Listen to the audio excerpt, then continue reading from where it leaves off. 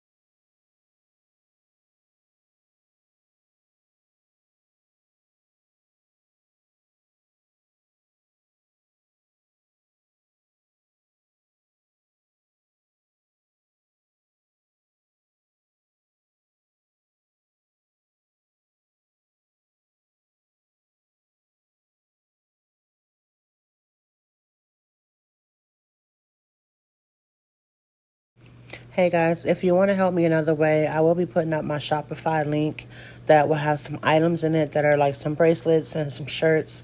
That way you guys can actually put the money towards something instead of just giving me money directly. Unless you really want to do that, I do appreciate it. But I will be doing my Shopify link, and I'll be having it in the description below. That will be active as of today, which is now Friday. When you guys will be seeing this video, everything that is bought from my Shopify will be going straight to the car. I really need that car. I did buy it for my birthday, but because of the whole medical issues and things like that, I did lose the car. But they're holding it until the 30th. So they're not going to auction it off until after the 30th if I don't come up with the money to take it back. So the amount that I need is $23.14, and I'm trying to do everything in my power to just get the car back. So that is what I'm doing, and that's what this part of the video is about. Again, if you're able to help, thank you so very, very, very, very much. That will help me get back to where I was at. I did have a job interview. I am still waiting for them to call me back, and I hope to God that they do, because the new job will help me get myself back in order. It will get my mental health back to where it was before, and then it will also help me to become fully stable again. Like, I'm stable, but I'm not stable. I lost my car. So to me, that's devastating. It's not stable, and it's very embarrassing to even ask anybody for help. However, my grandmother always said, closed mouths don't get fed. So here I am. I'm asking for help. So if you can only do a prayer, I'm appreciative. If you know me personally, then you know I'm all for God, and I'm all for praying for someone that needs help.